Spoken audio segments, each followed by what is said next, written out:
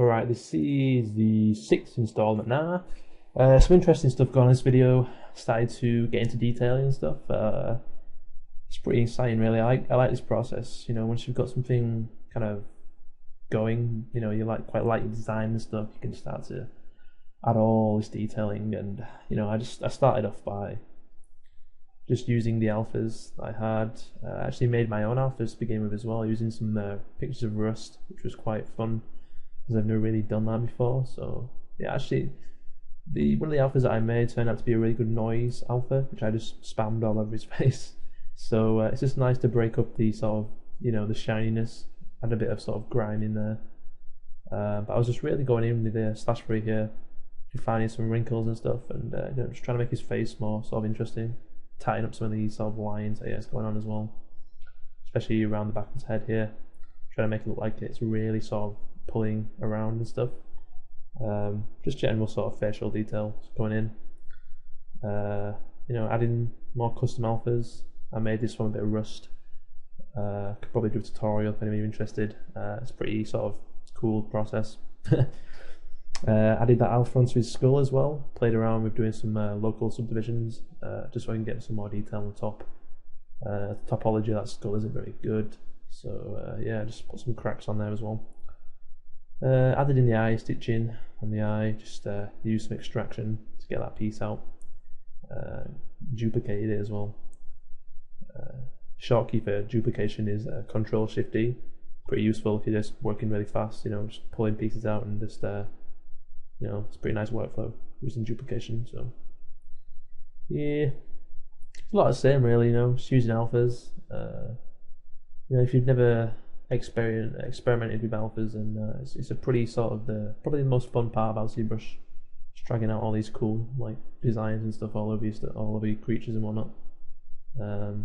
I think the detailing sort of side of things and poly painting is probably my most favourite part.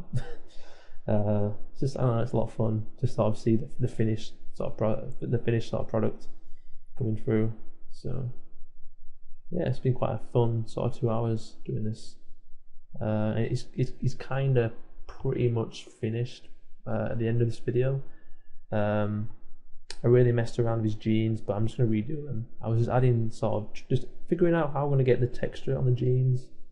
I ended up making a bunch of different sort of texture gene files to do it, so it worked out pretty well. So I'm just going to probably redo the jeans, the creases and stuff in them, and then just add the detail on there like the rest of the body, and get poly paint after that. So yeah, I think I'm really pleased with the face on this as well. I think he looks brutal as he just looks, I don't know, he just looks messed. It's awesome. And then a bit of leathery texture on the belt as well. But I might sort of maybe slash free up some of the edges of the belt as well, just to make them a bit more ragged. Same with the boots.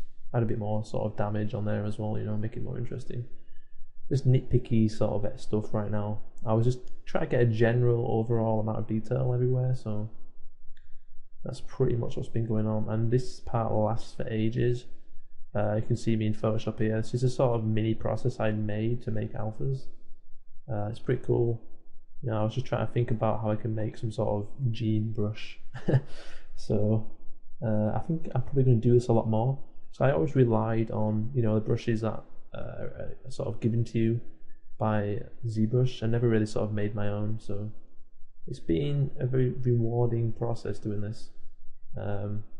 As you can make pretty much anything you want if you're asked to do it. So but the detail, I ended up going into sort of almost 3 million on the jeans, just so I could get this sort of tiny sort of lines everywhere, like the actual texture of jeans. So yeah, it was pretty fun figuring that out. But it's just the jeans just don't look good. The creases and stuff, they just don't look real at all. So I really need to figure this out on this next video, and I really can't be asked. But I'm going to force myself to do it. I'm not going to back out of this.